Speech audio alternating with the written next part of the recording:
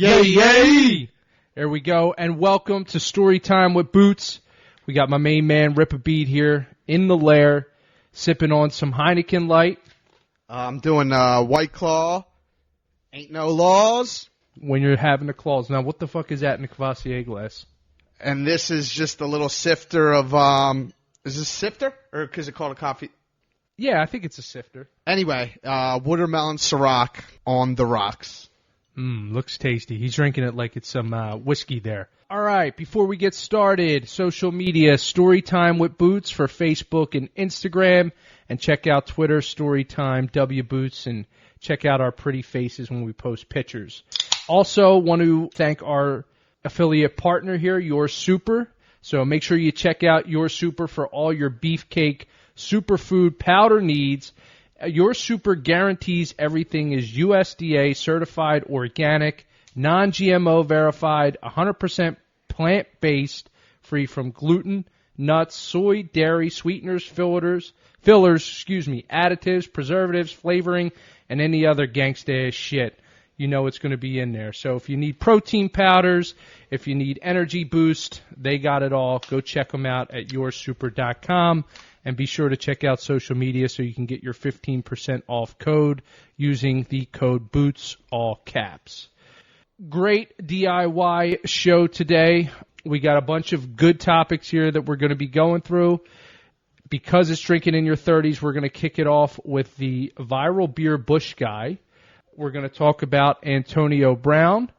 We have a Russian smoke show who was electrocuted taking a bath with her phone. Demi Moore.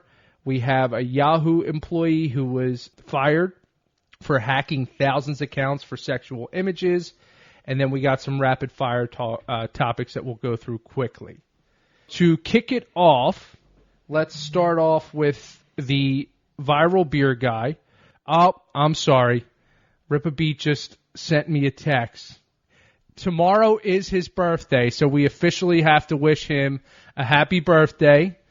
I'm sure he's going to get extra shit-faced tonight for that. What are you doing for your B-Day before we get started? A few beats, I'm sure. After the beats, just going to go to dinner. Well, don't say it like that. Where are you going to dinner? Probably going to the city. All right, name the place. Steak. Del Frisco's. Del Frisco's, okay. So that is probably the best, one of the top two steakhouses, in my opinion, in Philadelphia. It's a chain, but I definitely agree. Of course. I mean, so is People Capital compare Grill. Capital, So that's a chain.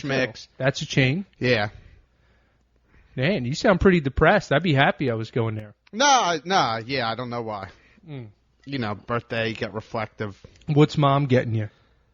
Probably cologne. That's cologne. Her go-to. What's your cologne? I keep that on the Michael Jordan? On the low. Yes. English leather? Good old gray flannel. Gray flannel? You know that? Sounds like a lumberjack cologne. I never heard of it. That's like the old Rite Aid colognes that I used to get. Really? Right up there with like Pierre Cardin, Fahrenheit, Curve. I remember that. You remember those days. Cool Water. I don't remember gray flannel, though. That's super old. Aqua de Jo, Nautica, Cool Water, all those ones you just mentioned. Cool Water. Jakar. Jakar changed the game. CK1. I remember CK1. Anyway. Anywho, so you're going to get some gray flannel. I like it. I remember one time, not to go off topic here, but I spilled a whole bottle of Michael Jordan cologne on our kitchen table. I broke it on the kitchen table. The whole kitchen fucking reeked for months. All right, let's get back to our first topic of the day. Since it is drinking in your 30s, our first topic has to do with beer. And recently in the news, there was a man who was holding a beer sign at a college football game. For people who haven't heard about this yet, I'm going to go into it. Basically, it became a viral beer money fundraiser, erupts into racist tweets, a fired reporter, and online drama. So this article is from ABC News. It all began with a handmade sign asking for beer money. It ended in resurfaced racist tweets, a young reporter losing his job, and a round of apologies. The drama began after it was discovered that Carson King, the 24-year-old whose sign reading "Busch Light Supply needs replenished," went viral after it appeared on ESPN's College Game Day, had written some racist tweets as a teenager. King, who vowed to donate more than $1 million in beer money to Children's Hospital, apologized. He was bashed online. Companies that jumped at the chance to help him have since blocked away from him. Then Twitter users discovered that the reporter from the Des Moines Register who uncovered King's tweets, Aaron Calvin is his name, had written a few questionable Twitter posts of his own. He was then bashed online, as well as ultimately losing his job with the newspaper. The reporter told ABC News that he feels he has been unfairly cast as a bully and a villain in all of this. Online cancel culture gone awry, perhaps. A routine background check of King's social media revealed 2 racist jokes, one comparing black mothers to gorillas, and another making light of black people killed in the Holocaust. The joke tweets date back to 2012 when King was 16 years old in high school. Yet much of the resulting online backlash was not been directed at King's old posts. Instead, Calvin and the Register received most of the social media backlash there. The Register's executive director, Carol Hunter, addressed the paper's decision to run King's past tweets in an opinion piece. Register's editors discussed at length whether to include information about the tweets and King's remorse in our profile, she wrote. We ultimately decided to include a few paragraphs at the bottom of the story about King's resurfaced tweets, she continues. Hunter also said the paper was revising our policies and practices, including that did not uncover our own reporters' past inappropriate social media postings. As for Calvin, Hunter wrote that he is no longer with the Register. Okay, so I'll end it right there. Basically what happened, this kid was at a college football game. He's in college now, and he had a stupid sign like a lot of them do. Busch Light Supply needs replenished, so basically being funny. Got a lot of money coming in from people. I don't know which crowdfunding campaign it was that he used, but basically people sent him a lot of money as a joke, or you know how those things start. He took all the money and was going to donate it to the Children's Hospital. So some reporter decided to dig up tweets. They saw this opportunity, maybe to think they could make a name for themselves, or if you even want to call this journalism, but that's what everything is today. Saw this opportunity to then investigate this guy on his own time, look back at tweets all the way from 2012 to try to find something he was doing wrong to then bring this story to light. Not realizing that he has his own skeletons in his closet and was ultimately fired for doing the same things. Look at that. I mean, if that ain't karma biting you in the ass. I mean, don't get me wrong. His tweets, they're awful. And they're, you know, it's not something that you should, I guess, be easily excused for. But all he was really doing at the end of the day was trying to give this money to Children's Hospital, which is fine. So crucify him in the court of public opinion for the tweets. I think the issue at hand and the problem is what's happening, and what was ultimately taken care of was that reporter. Sorry, you caught me mid-sip. Man, I have a lot of you just went off there. Glass houses shouldn't throw stones. Is this just a perfect example of that? First of all, just wanted to say that. But, yeah, I mean, I don't think anybody can defend the tweets. And, man, millennials are something. It's so crazy that something like that can make $1 million. Bang. Million made. Instantly. So, millennials are crazy. So, and then he donates the money. Awesome.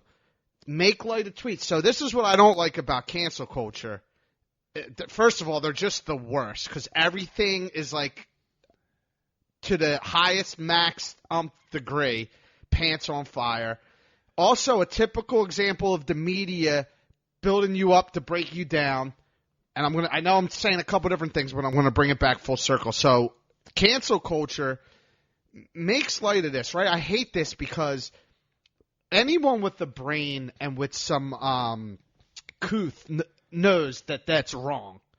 But then you got to think his tweets. They're wrong. Right. There's nothing you can say to – and the reason why I'm saying this is because I want to make it very clear that I do not agree with the tweets. Nobody does. When you take – that's what I mean. But look at the intention. The whole point is the intention. So they see this guy who goes viral for this, right? Gets all this money and is doing a good deed. They build him up, just like you said. To break him down. So this guy starts searching his Twitter all the way back through his tweets to 2012 just to try to find a crumb of something bad that he said that they could use against him. What type of lowlife does that? Like, let's say just hit on my head. Like, how lonely do you have to be if that's what you're doing? What a loser. Yeah. Like, seriously. Go ahead, though. But the whole cancel culture thing, like you're saying, it's just at a whole nother level of out of hand. I don't. The first thing everybody wants people to do is have people lose their employment for this, or right. Or they want to go to the very 10th degree. Like I'm saying, like you need to be crucified to pay for your. Like, he lost his Busch deal, right? He got a deal, I think, right. and lost it. So, okay, you won there. It shouldn't be taken any further to there. If this guy made this tweet last week, maybe I would feel differently and support cancel culture. But it's 2012. And he was a 16-year-old kid. Right. And the reason why I don't like it is just because in life it's all about progression, in my opinion. And you're moving forward. Mentally, you have to experience some things. You have to go. You don't know what he's went through from making those tweets till now, meaning he could have met a person of color, could have changed his life. You don't know his mindset now. So to just kind of go off the deep end on him, like I said, cancel culture, I just don't agree with that. But to be very clear, he did make some pretty closet racist. He went pretty hard. They weren't even closet. They were just flat out racist. To your point, I'm like, oh, okay, what did he say? And then when you read the tweets, and I was like, I mean, you can't defend that at all. No, you can't defend that. But I don't care what ethnicity the person was. For instance, if this story was a black man and they uncovered that in 2012 he made racist tweets about white people or Spanish people, or Asians or whatever, I would feel the exact same way. You took it to that level to dig deep that far in this man's past to try to find something on him when in this particular moment, this instance, he's doing a good deed. So I don't care. Flip the script on whatever race you want to insert there. The fact that somebody has to go back and try to do that to people, and that's where we're at as a society and as media and journalists, that's what we're trying to do. It's sick, man. It's sick. I hate it too, to be honest with you. And just to further your point, just the growth.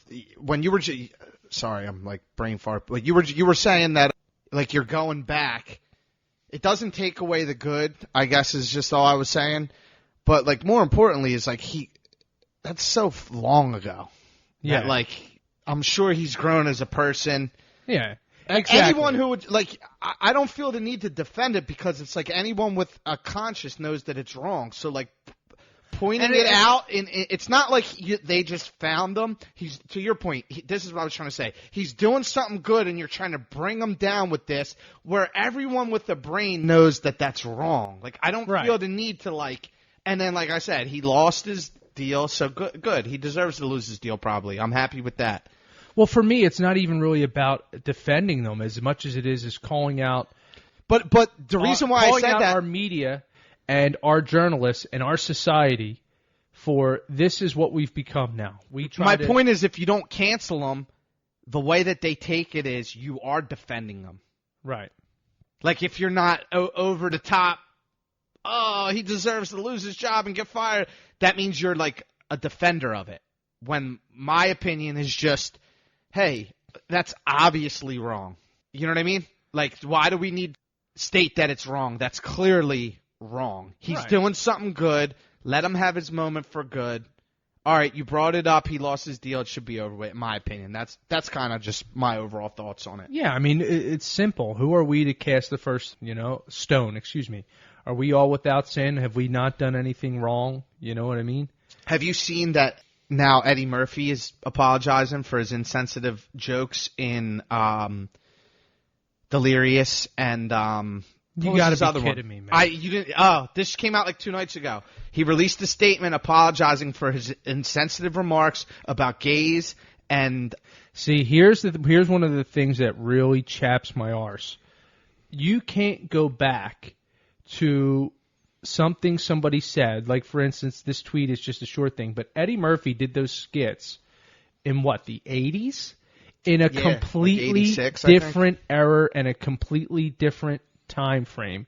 It doesn't make what he might say right, but he's a comedian. He's supposed to tell jokes, and comedians are allowed to make fun of everybody. It's what you go to a comedy show for.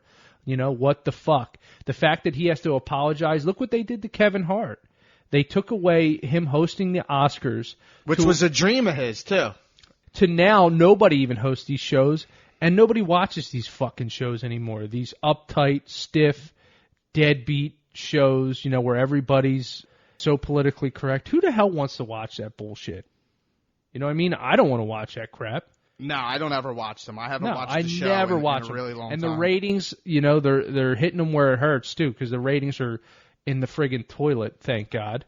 And I hope just all these shows go away and all these people in the media who make these decisions and make everything so politically correct, I hope they don't make shit and they all go under. You know what I mean? Because you gotta be fucking real. You know, that's what this country lacks. That's what this society lacks now is people being real, being able to laugh at each other, being able to make mistakes, but also forgive people for mistakes. Well, that's you just touched on it there. To allow people to make mistakes is how I feel. Like, if you can't allow someone to make... Like, the fact that Eddie Murphy has to apologize for something he did in the 80s in a completely different era, before social media, before the fucking internet. We're talking material, too. Classic, and he Delirious is a comedian. I couldn't think of the other one, Raw. He is supposed to make jokes, and he's supposed to make jokes about everybody. I can't believe that we got to that place. We're beating a dead horse here, so I know we want to move on, but we got to the place where, like, you can't even appreciate comedy anymore. There's boundaries in comedy. Right. Makes me sick. Anyway. Okay, so here's a question for you. We'll move on to Antonio Brown, our next topic. Since we were just talking about can people be forgiven, we have a timeline of everything that's kind of went down with the Antonio Brown saga. And what are your thoughts? Can NFL owners, can a team actually look past what he's done to bring him back into the NFL before we get started? So, tying it into our last couple points of topic there, I think if he goes... So, they broke him down. I think... Did they break him down, or did he break himself down? He broke himself down, I should say. So, he's paying for his different. actions. There's a big difference between when it's a media institution or people controlling you and breaking you down to when you just self-destruct. Okay, so hold on. If the allegations are true, he broke himself down.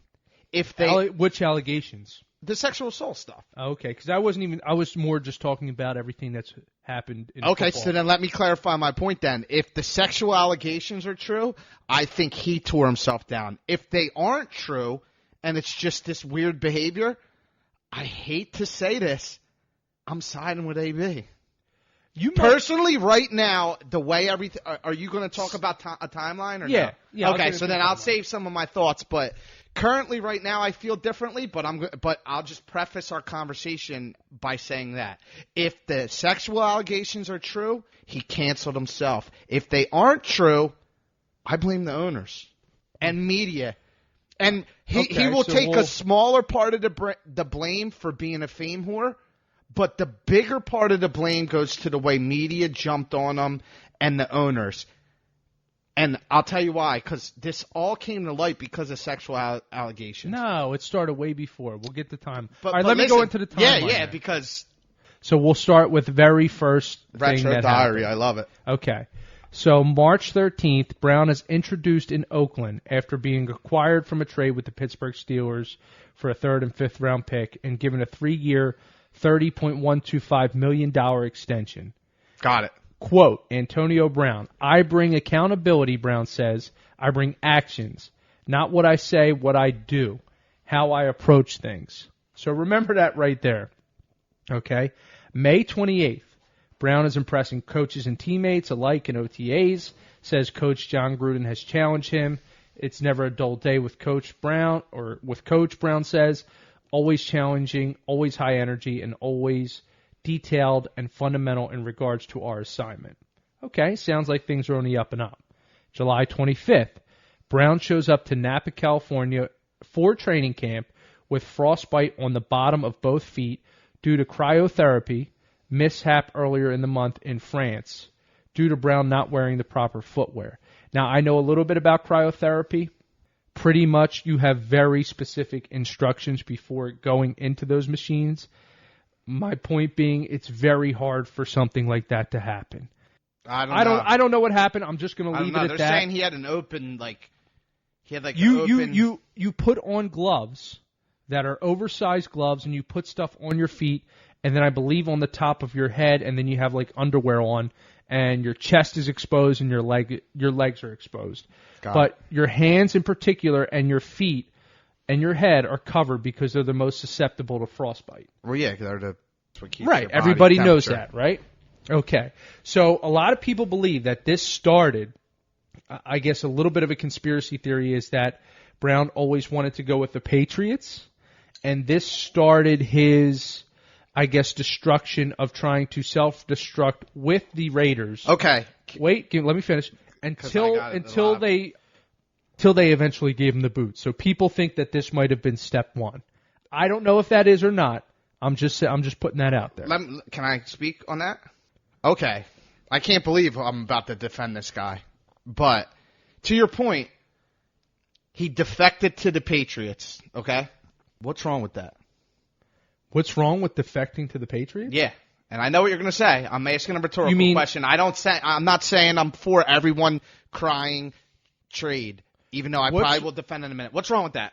Because I want to finish my point. I just let you talk. What's wrong with that is going to be everything that I start going through in the rest of this timeline that he Got did. You're speaking on his integrity. Okay.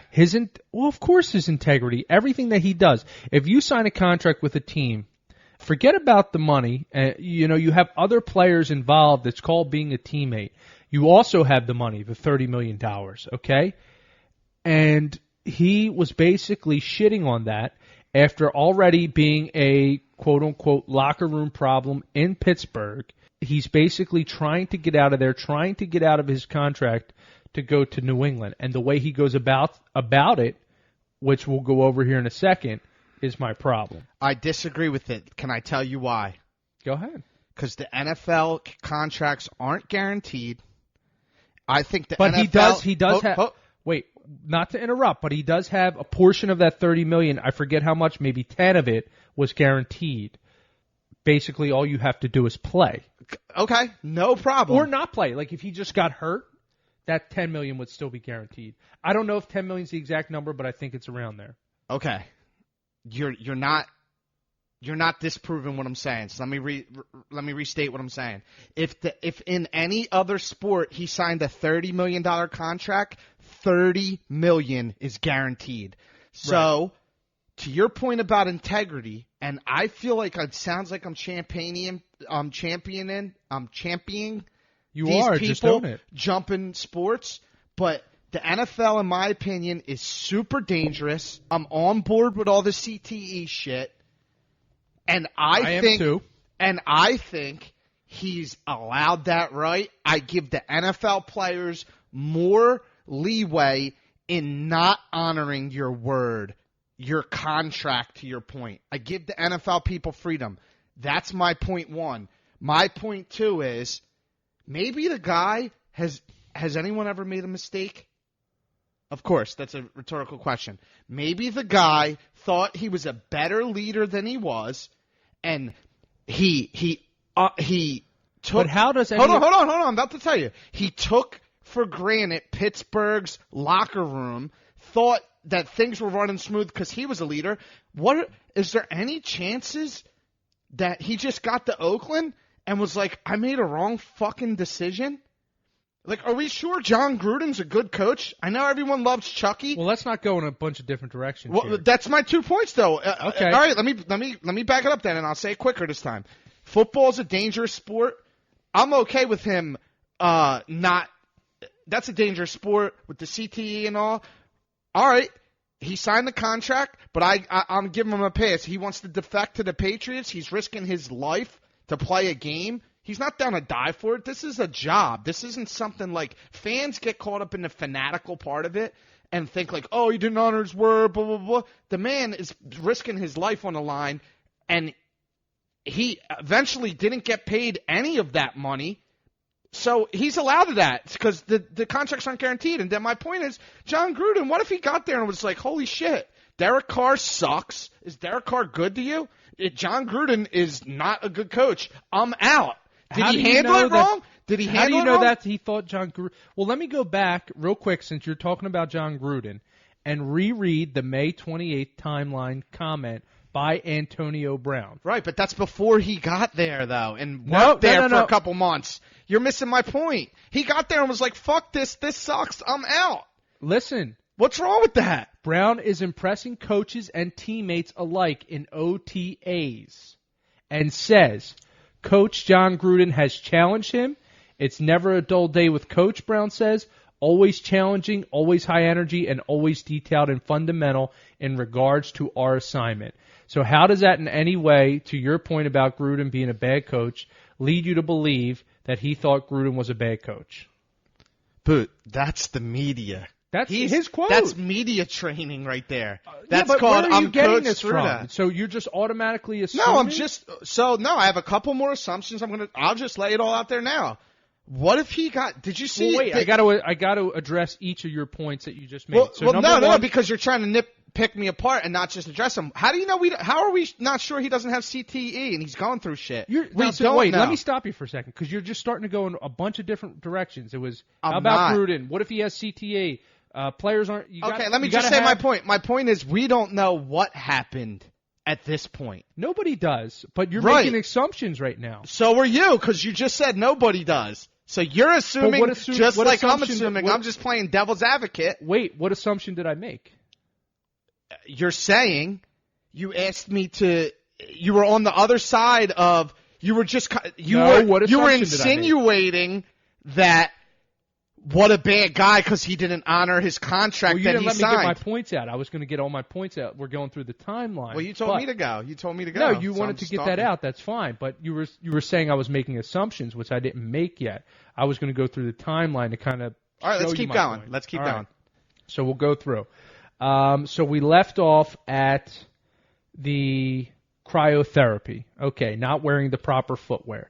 And I left off by saying that a lot of people, I'm not necessarily one of those people, thought that this was an AB conspiracy theory where he was ultimately didn't want to be on the Raiders ever. Right. Well, wait, let me finish. I'm saying I'm not necessarily in that party per se. You're just saying you smell shit because you know a little bit about cryotherapy. I think that's what made me go off on my tangent. You're saying you are assuming something, a different point that I'm making. You're just saying, wait a minute, I know a little bit about cryotherapy. I'm saying it seems something's fishy. That's what I'm saying. So that's what I'm saying. So I'm just simply saying, yeah. So that's an assumption there. You're saying something seems fishy. I don't know what yours seems fishy. I'm just saying, how do we know that he just wasn't impressed with John Gruden? That simply. My point is, it doesn't even have to be that he wasn't impressed with John Gruden. He may have always had a plan to go to New England. And New England, Pittsburgh, if you know anything about it, was never going to trade AB to New England. So he couldn't get there from just that. Yes. So he gets signed by somebody, and then he could go there. Now let me finish. Let me go through the rest of this timeline. So I just want to say to that point, and I'm not going to the timeline, I think that he thought in the moment, I'm never going to be able to get to New England. That's a pipe dream. I think he really thought Oakland was the best choice at that time, is all I'm saying. That's why he signed there. I don't think it was a conspiracy is what I'm saying. That's fine. Okay, love this stuff. So because we're on different sides of it. July 26th, Brown takes a hot air balloon ride at dawn over wine country to kick off training camp, but is later in the day put on the non-football injury list. So after it was for his feet, but he takes a hot air balloon ride. Again, some attention-seeking behavior. Yes, I will not defend any of that, but I still don't see anything wrong with that. You it's just not, read it like it's not that bad. It's He's not that bad. Right. It's just him. It's wide receiver shit. It's attention-seeking. Right. July 28th, Brown is activated from the non-football injury list and participates in practices and walkthroughs. So his feet are better. He can now start practicing. July 30th, Brown participates in the first half of practices, puts on a show before shutting it down and leaving the field and facility early. He will not return for 2 weeks as he seeks treatment for his feet and in protest of the NFL banning his 10-year-old helmet for safety reasons. Now, the helmet situation, my understanding is that there's either like 18 or 20 different new helmets that you could choose from. So when you talk about putting your life on the line and CTE, these helmets, these new helmets, are designed specifically to try to prevent that, as opposed to his old helmet. And he had 1 year, because he's a veteran, to still use that helmet, which expired. But I don't agree with what you just said. What did I say? I'm pretty sure that it was proven the helmet he wanted to use is more safe. And what you're saying, I think we That's need false. to immediate fact check that. No, yeah, well, because to my knowledge, he wanted to use a safer helmet, but the NFL's all business, brother. No, this is 10-year-old 10-year-old helmet. Now you're just like, you sound... Okay, no, that's fine. I'm not sounding like anything. I just didn't So read it you like don't that. think the newer helmets... I was following the story just like you. He's wearing a helmet from 10 years ago. You don't think the newer helmets that they've designed specifically with these issues they've had with CTE are better and safer than Antonio Brown's 10-year-old helmet? I think he wanted what he wanted. So I'm not going to deflecting the question. No, he was causing a problem. It's so clear to see, man. He was just causing a problem to cause a problem. Maybe. Okay. I mean, all you have to do is that's not my point. that. I'm not arguing the helmet point. The helmet point is being a diva, but you just shot me down. I'm just saying if we're following the timeline, that's fair. We're following a timeline, and I still think that before this incident, he already realized I made a wrong decision. John Gruden sucks. This team sucks. I'm fucking out. Then why not be a man and just say that? Because you can't do that. Why can't you? Because so you can go on. You can burn your feet.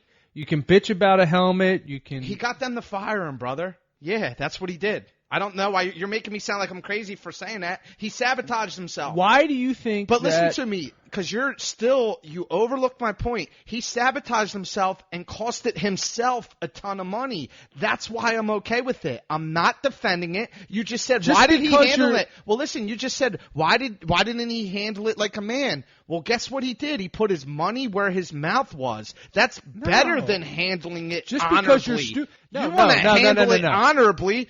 It cost him $30 million. He didn't get paid any of that money. So to your point, you're acting like he's and so I'm not noble. Him. You're acting like I'm not. I'm saying he put his money on the line. Right. So that's he's noble. allowed to. I didn't say noble. You're saying noble. I'm saying you just said you wanted him to. Let me talk for a second. Go ahead. All right. Forget the word noble. You're saying that he's doing something. What is the word I'm looking for? By walking away from that much money. What's the word you would use then? What's the word you would use from somebody who is standing up for what they believe in, maybe that's the phrase, to walk away from a lot of money? Is that what you're saying? Yes, in a nutshell. Okay. All right, fine. It doesn't have to be the word noble. He is trying to sue them right now to get that money back. So that goes out the fucking window. He's suing them right now. Look it up. I know that. I'm not arguing that. You're getting fired up with me. I'm just saying, okay, that's you're definitely arguing my point. I'm just simply playing devil's advocate that, so you're telling me there's no chance. Is Derek Carr look impressive to you? Dude, wait. Because that's not my main point. What are you talking about? My main point is he forced himself off of the Raiders, and all I'm simply saying is, why isn't he allowed to do that? If we're not paying him, you don't like the way that he handled it, so you're taking a stand. I'm simply saying that he didn't make any money off anybody. He did something stupid. That's why he's trying to back sue for them. But the NFL Players Association is for that. It's like a union in the NFL. So I don't get your point in defending him. What is your main point in defending him? First of all, you're saying that I'm defending him. You are defending him because I'm playing devil's advocate. Because I'm saying the NFL is a dangerous game. You seem upset because he didn't handle it like a man, and I'm simply saying it's not like he took guaranteed money. I just don't see your relevance in any of your points. That's my problem. So do you believe in CTE? Yes or no?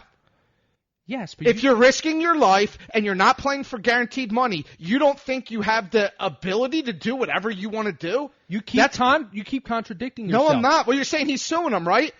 You're saying he's suing them, right? Yes. Well, that's because he's suing them for his money. Time out. That makes you sound right. But what he's really suing them for is a signing bonus, and he did sign. That's not his contract money. It's a way of saying that's slightly different. That's way different. But you know what I'm talking about. No, I don't, because signing. Howie Roseman does it all the time. His signing money. bonus. His money, no. Hold on. I have What's to make your my point. My point is signing bonus money is guaranteed. So why shouldn't he get $10 million of the $30 million if it was just a sign? That's a signing bonus. You're making me sound like I'm being crazy here. He got money for signing bonus. He's suing for signing bonus money. He's not suing for $30 million.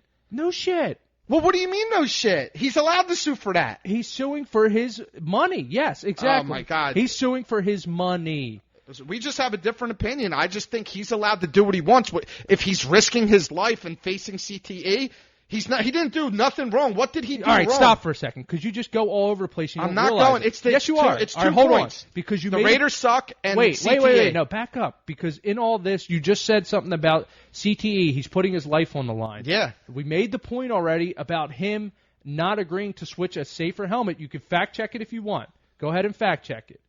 That's bullshit. Okay, I have right two. there. I just have 2 points. And if again, CTE, you're making point on assumptions. You don't know if he feels that way. He could very well feel that way.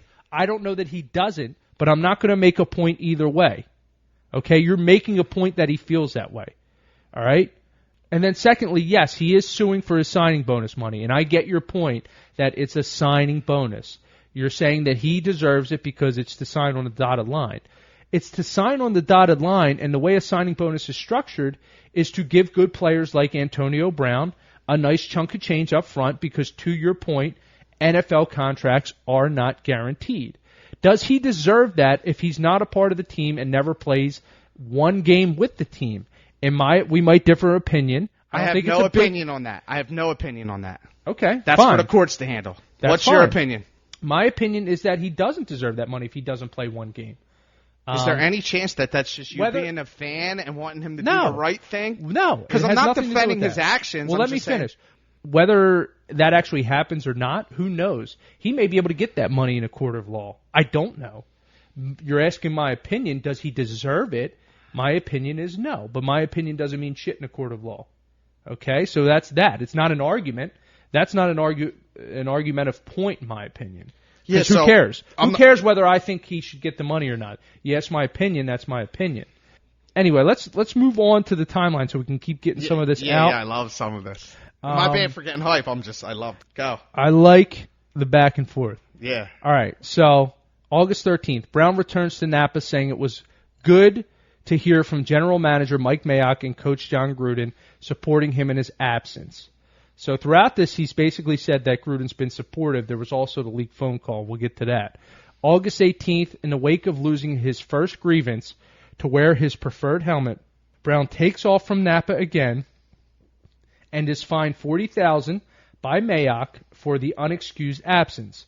Very commonplace. You don't show up to work, you can get docked pay. Simple as that. Mayock later tells reporters that it's time for Brown to either be all in or all out. So basically they're saying they're enough with the annex. You're either going to be a part of this team or you're not. August 19th, Brown returns to Napa as the Raiders break camp and head to the team facility in Almeida. August 22nd, Brown and Carr put on another show in pregame warm-ups in Winnipeg, Canada, and ask Gruden if they can run one play in the game against the Green Bay Packers, a go ball. Gruden quickly declines as neither plays in the game, which was held on an 80-yard field. Brown skips mandatory pregame walkthrough.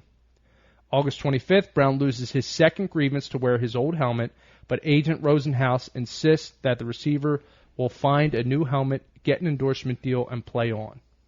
Okay.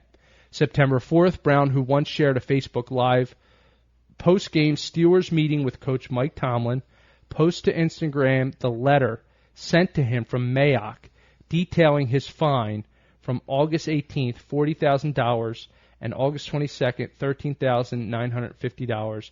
Brown tags the Raiders in his response, which reads in part, when your own team want to hate. Can I step in? So it might sound like I'm defending them. Right here, Wait, I'm on organization. Hold on. You are defending them. Just own it.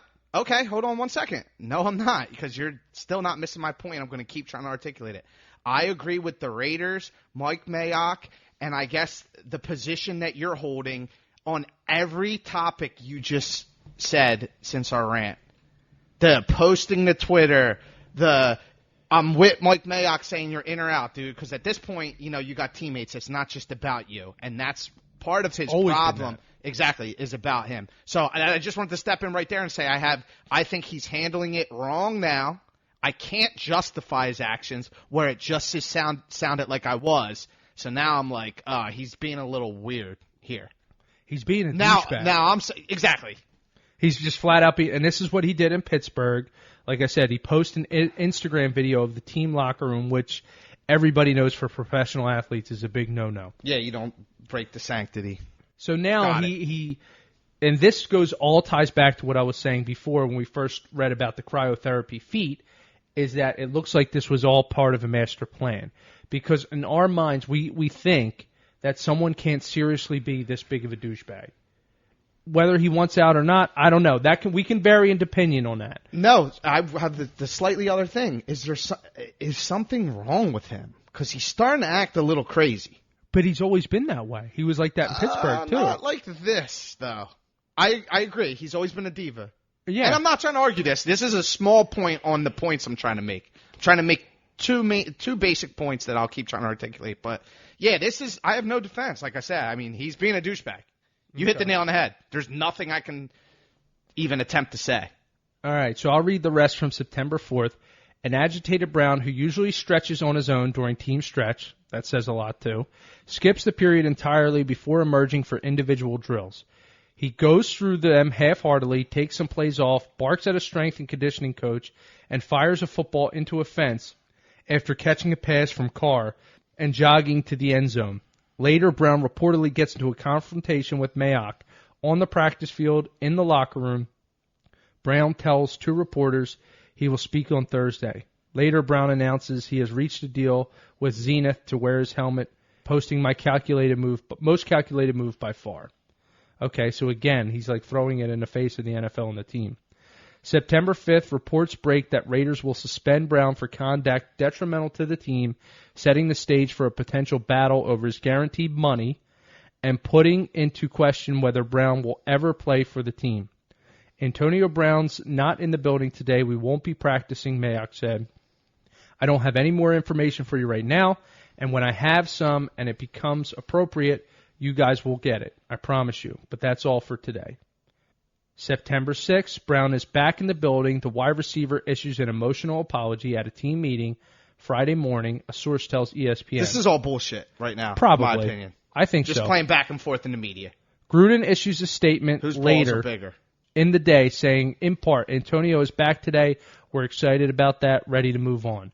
So Gruden, and side note, handled this all very professionally. Even the conversation that Antonio Brown leaked with him, which we'll get to. In my opinion, Mayock's drawing a hard line, and Gruden is playing the PR because he wants. Because we didn't even talk that's about exactly this what's yet, happening. and this is why he's doing himself and his legacy a disservice. This guy's Hall of Famer, I think, without playing another down. He's easily the most consistent wide receiver over the last 9 years. Easily. You can argue Megatron in my opinion. He's not Randy Moss. He's not Jerry Rice. He's probably not even T.O., but he might be. I would have to look up the stats. But the last 9 years, you can argue Megatron, and Megatron tapped out early, and he was still going hard. Right. So just the point I'm trying to make is we can't even talk about his impact on the field. And just what I was going to say is I think Gruden wants him on the team, so he's playing like nice guy to keep him on the team. The other thing about that, too, is Gruden kind of has some egg on his face because it was all his master plan to bring AB to the Raiders. And it blew up. So now it's blowing up in his face. And I didn't even think of that. He's looking like... He's saving him his... So he's not doing it because he wants him on the team. He's doing it because he wants the talent. talent. I think he does want him, and I think he's trying like, to save a little I brought face. him here. Yeah. And Mayock's saying, I don't give a fuck. You're either playing or not. He's saying I'm done with this bullshit. Yeah. All right. So Gruden says the plan is to have Brown in the lineup for the season opener against the Broncos. Later in the day, Brown posts a YouTube video featuring a phone call involving Brown and Gruden. September 7th, the Raiders fined Brown more than $215,000 for conduct detrimental to the team. By fining Brown, the Raiders void the $29.125 million worth of guaranteed money in his deal, sources say. Oh, wait. So let me read that again. Void the $29.125 million worth of guaranteed money in his deal. Yeah, that's what set it off. Of course. Do you blame him, though? All right, well, we won't get into that debate. No, I'm not debating that, but I'm just saying. I remember that the whole time we just argued. I thought it was like $10 million. They caused his money to be voided by fining him. I knew that. And that's what made him go off the deep end. But they fined him for a reason. It wasn't like they fined him out of the blue. Oh, of course. Right. I think the fine should have been paid if I'm Antonio Brown. Sure. So it sounds like I'm defending him. He should have just paid the fines and kept it moving. Well, I don't know the exact details of that, if that could have happened, or if the fine could then allow the Raiders either way to then void the contract. But Brown says there is no way he plays after losing guarantees. Brown asked for his release via Instagram at noon. The Raiders released Brown. Do you agree with forget the build-up? Right then and there, they did something that specifically voided the guaranteed money, because this is where I feel like we differ. Okay. Because my whole argument is just they're playing a dangerous sport where money isn't guaranteed. Well, here's my thing. So right then and there, they're the ones that did something. Forget about how it looks, because I'm not defending the actions. But right then and there was the line in the sand, like, hey, your contract isn't guaranteed no more. If you want the money, you got to play. And he just he stood on his side then and was like, you know what, I'm not going to play. Release me. Right, which I think is his own fault. They gave him every opportunity to just come, show up, and play. Your point is, I get it. He might have not wanted to play there, and this was his way of getting out. Yeah, and I'm not saying I agree with it, but that is my point. But I'm not defending the point. That's fine, and the legalities of whether or not, what money he gets, who knows? We don't know how that'll all play out. My opinion is that he doesn't deserve a dime of it. Your opinion may differ from that, and I get your point that football is a dangerous sport and the contracts aren't guaranteed. I'm 100% for the players getting their money whenever they can, like Ezekiel Elliott or whoever wants to hold out because they're a top player and they deserve the money and their contract isn't guaranteed and football players have to get it when they can. I 100% agree with that. What I don't agree with is douchebags like Antonio Brown who aren't holding out, who are basically just trying to sabotage and self-destruct an entire team for their own selfish reasons. It's not like he didn't have his money. They gave him his money. He had his contract. All he had to do was play. Right. So he wasn't renegotiating with the Raiders. Just totally, I don't know how heated we got because it does. I didn't think I was getting heated because it sounded like you didn't understand what I'm saying. You hit the nail on the head. I just want to clarify by saying if this was, and I know it's probably understood, but I just feel like it needs to be said, if this was baseball or basketball, I would have your same exact position. I'm just simply saying because it is football, because it's a little more dangerous, probably than any sport but hockey, and because the money isn't guaranteed, I don't agree with it, but I'm just saying he has that right is what I'm saying. That's the point that I'm making. He has that right. My whole, I guess, issue that I took with that is it wasn't like he was renegotiating a lousy contract. He already got a solid contract and was then He did. He just needed to play, to your point. All he had to do was play. He was just being a dickhead. Yep. The only counter, I want to be very clear, I'm not defending. I'm just trying to simply make a counter for the debate's sake, is you're saying all he had to do was just play. I lost it. That is all he had to do was play, and I really have nothing to say. He just had to play. And my point is maybe he. Oh, here's what I was just saying. I just think he held out in a douchebag way. That's theoretically what he did. It's obviously. But I mean, you're just saying you're okay with Zeke holding out. Right. I think he that's all he did was hold out. I'm okay with Melvin Gordon holding out. I'm okay with Zeke holding out. I'm okay with Lev Bell holding out.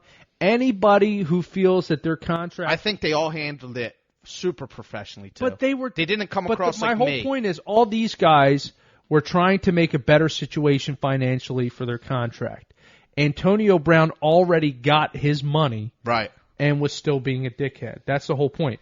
That's why it leads. It would be as like if Lev Bell, like for instance, now that Zeke got his money, if he started being a dickhead with the Cowboys. Yeah, so totally right. So to ease back into our debate, that's why you're saying you were making me feel like a dick because I am just assuming. But that's why I feel like all he had to do was play. He wanted money, right? Right. Mm-hmm. All he had to do was play, right? Right. So he's neither fucked up in the head and got CTE, or he just didn't want to play there. It's got to be one of those. I could see how we're making the same point kind of because I said when I went all the way back to the cryotherapy thing, I said that people thought that could only be a master plan to go to the Patriots because they couldn't conceive that somebody could be that much of a douchebag. So that, to your point where you're saying it must be CTE, yeah, or he must just be crazy, it's because we can't fathom someone being that much of a dickhead. Yeah, because so yes, we are saying the same thing. I know. I was trying to elaborate that. Guess what gets better? The story's still not even over. It's still not. So I'll try to get through some of this fairly quickly, the rest of this timeline. This is still major stuff because there's sexual assault allegations still to come up that hasn't come up yet. But, Ken, so you said he got released was the last point. Got released. Last timeline. Okay. The Patriots signed Brown to a one-year deal that includes $9 million signing bonus to be paid in 2 installments, $5 million on September 23rd, $4 million on January 15th. What date is this? September 9th. Got it. Okay. September 10th, Brittany Taylor. Time out. How sick were you right then and there that the Pats got him? So mad. It was a running joke on the internet for like 8 hours, and like 12 hours later, they did. Someone, it was like the meme was like Belichick's gonna get him somehow. Those Patriots scumbags. Yeah. Go ahead though. So Brittany Taylor. Brittany Taylor, Brown's former trainer, files a civil suit in the U.S. District Court in Miami, accusing Brown of 3 incidents of sexual assault or rape in 2017 and 18 in Pennsylvania and Miami. This, to me, again, not defending Brown, not saying that he had a somewhat of a friendly relationship with this girl. I think relationship. Maybe relationship. To what extent, I don't know, or I can't say for sure. Don't know what happened. Can't really comment. It's not like Antonio Brown has the best character, but I can't also go the other way either. So not sure what's going on there. September 13th, the helmet manufacturer Zenith ends its relationship with Brown. We look forward to seeing the Zenith shadow worn by football athletes at all levels of play this fall, the company says. So he lost that endorsement deal. September 15th, Brown plays his first and only game with the Patriots, finishing with 4 catches, 54 yards, and a touchdown. So right out the gate, without really knowing the playbook, does pretty well. September 16th, Taylor meets with the NFL. A source previously had told ESPN there are more interviews and information gathering being conducted now beyond Taylor. So now the NFL wants to interview this girl. So shit's getting bad. In addition to the Taylor lawsuit, Brown faces another allegation of sexual misconduct by a female artist who was working at his Western Pennsylvania home in 2017. The allegation was part of a Sports Illustrated report published Monday that detailed domestic incidents involving Brown, a charity auction, theft, and multiple unpaid debts. So it just sounds like a stand-up guy. September 19th, the Boston Globe reports Brown no longer represents Nike. Antonio Brown is not a Nike athlete, a company spokesperson tells the newspaper, which also reports the spokesperson declined to comment on why or the timing of the decision. September 19th, the lawyer for the artist reaches out to the NFL after Brown apparently sent what were described as threatening text message to her client. The side speak Friday morning with the woman's attorney saying in a statement that the league pledged to conduct a thorough investigation under its personal conduct policy. According to the statement, the league also contacts the Patriots, who then direct Brown to have no further contact with the woman. September 20th, the very next day, the Patriots released Brown less than 2 weeks after signing him. Okay, so you just unpacked a lot. I did. If you're keeping tabs on the helmet debacle, you were right. The NFL claims that they moved past it. So that kind of puts my shit to bed. But I do want to say, here's where the clarity was. NFL banned 11 helmets. His helmet wasn't one of them, so he assumed he could wear it. That's why I thought I was kind of defending it. So I'm not trying to argue my point. You were right, just to be clear. But so because it wasn't banned, Brown thought he could get one. He was using one that was 10 years older. The company stopped making a helmet like 5 years ago, so he thought he could get one like 6 to 9 years ago, and the NFL would approve it. Okay. Because the NFL did not ban it. So that's where I thought it was safer, because he still wanted to use it, and there was no reason why he couldn't. Gotcha. So the article that I'm reading right now actually says, but the NFL seemingly making up its own rules, and that was a point I was trying to make, like a cynical point, because the league doesn't want him to wear the helmet, says that they need to test any helmet he wears. So it wasn't technically banned. He tried to run with it. Anyway, I just wanted to say that's where my confusion was, but you were right. It says that NFL doesn't want the helmet because it hasn't been made anymore, right? And they're just moving past it. The technology is better, so that shoots down my point. I just thought that he was saying this one's safer. That's why I want to use it. It was just like he's always been using it. He is a diva. He is a me guy. Not defending him. My whole point was, I was pretty confident that was the case. That the newer helmets were better. But even if I wasn't 100% confident, I just know how much money the NFL has put out for these CTE allegations. Oh, that's a great point. Research. And I wouldn't even argue with you if you were trying to say that. And everything that's went into that, and how much lawsuits and everything that they faced. I forget how many billion it went to, like a fund that players. Yeah, it was for older players. For everything. Yeah. And not because they don't make the money that the newer guys make. Right, and research and development. Yeah. My whole thing was, you don't think that after all that money they had to shell out, I didn't know what they were doing. Yeah, right. I was just trying to prove a point that like I felt like they were kind of being dicks a little bit. But anyway, so back to everything you just unpacked there. They're on it. They They're have like, a we want you to wear strict protocol after years of negligence. Right, of course. Is what it came down to. And they're basically saying, listen, we have 18 to 20 helmets that you can't pick from. If you can't, you don't have a choice, pal, is what they're saying. We have 18 or 20 of the best helmets that money can buy. You have to wear one of these. You're not wearing a helmet that's unsafe. We're not being liable for that. Just that doesn't undo CT that's done even with these safe helmets, though. Right. That could happen with anything. Right. No, you're right. So, and now to the Patriots stuff. So a couple things. It sounded like I was defending them. So now I'm starting to be out on AB right now. Because I'm thinking a couple different things. So just to the point we kind of talked on, I don't think the Patriots owe him a dime because the sexual assault was not known prior to signing. If that alleged sexual assault is so that's why if you remember I prefaced our conversation because of that. So I still do stand by what I said. I think the Raiders owe him some bread. I do not think the Patriots do. I don't think the Patriots do. And that's just me being legal right there. Like, as his lawyer, I would fight for Oakland money. Now, let me ask you something. He's got to chalk up the Patriots money. Let me ask you something. Is that, are you coming at that from a legal standpoint they owe money, or is that just your opinion, or both? Yeah, so my opinion is I don't agree with it. Don't agree with what? I don't agree with how he's handling all this. I don't agree what that about he's the money? I don't agree that he deserves $1 from any team he did not play for. Okay. Well, he did play one game for the Patriots. Oh, so that's true. So, yeah, man, that actually just makes me so I want to know on what I'm saying. So no, I still think the Patriots, because he played that game under a false preface of this sexual assault thing. I feel like it's almost like, to simplify it, I feel like the Patriots can say, hey, we were lied to. We wouldn't support a sexual predator, so we'll pay him a game check for that, but we don't owe him the contract legally, is what I feel like. And your opinion? My opinion is he deserves something for playing the game and risking his life, but yeah, my opinion is the same there. My opinion and legally are the same for the Oakland situation. My opinion is, to this point, there's no sexual misconduct. He's just being a diva. It seems like you clearly don't like that.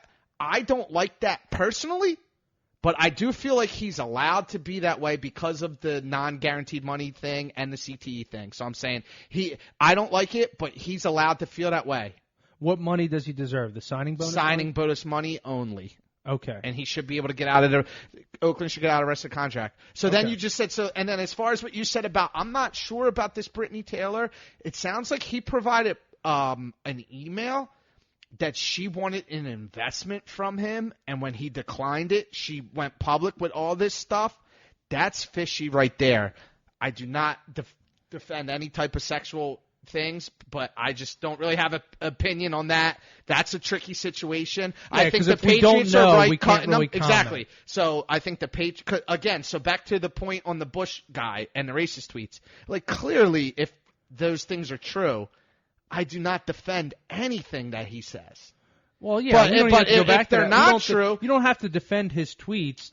Like I said, the whole point of that conversation was going back that someone is such a sleazeball that let's just assume they didn't find anything. So before he even starts looking, he knows nothing about this guy. He was actively trying to dig up dirt. He was trying to dig dirt. So look at yourself in the mirror that you actively tried to find. Like, just pick a random person you don't know. Go look at their Twitter all the way back to 2012. Yeah, you're gonna find something. No, it doesn't. You don't even have to find something. The fact that you're looking to find something makes you a fucking. Yeah, it's like a gossiper.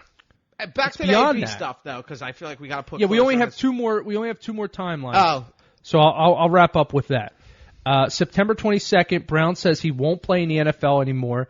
Takes shot at New England's Patriots owner Robert Kraft and Pittsburgh Steelers quarterback Ben Roethlisberger in a series of tweets. Got it. Yeah, that's crazy. He's clearly now butthurt. I'm thinking he's crazy now. Like, well, he's butthurt. That's why now CTE too. He is butthurt, but like this is like crazy. Okay, so last timeline piece, September 23rd, Brown announces on social media that he's re-enrolled at Central Michigan University to get his degree, to which you have his most recent tweet up, as if it didn't get worse for this guy, where he was asking for help with an English paper. One, the fact that he asked social media, you're just you have to know on some level that you're going to get clowned for even asking. But I'll let you read the tweet. I don't know that everybody has that couth that you just said though. Like you just said, you have to know. That's an assumption there. Some people might not have the. Well, because that's why thing. some people OD on fame. Well, here's what you're thinking, guys.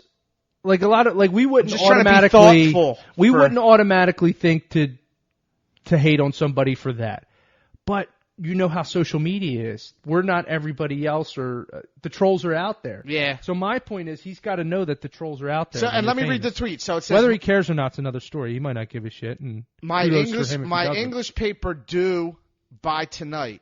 D-O, not D-U-E. 12 a.m. Need a prof. I'm thinking he's just shortened proof. No. So I originally read, need a prof reader. Make sure A's and B's. So prof reader, it's spelled in the tweet P-R-O-F. He meant to say proof, and I said it prof because until I just read it, I thought he was trying to say like a professional reader. I was just reading it quick. No, he meant to say a proof reader. But he needs a prof reader. Yeah, but he needs a prof reader. So, so just to wrap up my thoughts on this, New England is entitled to drop him. This is so hilarious that he's going on Twitter now and going back to school. He really does think that the NFL needs him. I think that it's somewhat tragic because, man, what's getting missed in all this is his talent. And I'm just going to end my thoughts on this. Do you think he plays another down? I don't think so. I agree. I don't know what's going to happen with the allegations. I think he could. Minus allegations. He's now burned bridges with 3 different teams. And the owners, and I don't think the NFL and plays the owners with it. And the owners are going to quarterbacks. ban him. I think he just has it's a Ray Rice situation, and he's much more of a greater talent than Ray Rice. But Ray Rice was still playing at a pretty high level when all that shit went down. And, I get it. He's a running back, too, and they turn over a lot quicker. But Ray Rice owned it all, though, and I'm not defending him. No, he did. His shit was way more serious, but at least he was a professional about it. This guy has a track record of, like you said, the unpaid debts. We didn't even talk about that. He's clearly a piece of shit. That's why we went down the whole timeline. It was to just show, and that's just from this year. This shit goes back. One thing, not to still dwell on Brown, but one thing I got 2 questions for you, too. One thing I thought was hysterical was the former trainer that was suing AB for farting in his face. Oh, that was Dude, hilarious. that was cracking him up. Because AB posted a video of him actually fucking ripping ass. And the dude was just giggling, so he's kind of like... He's an opportunist. Exactly. You know what I mean? Exactly.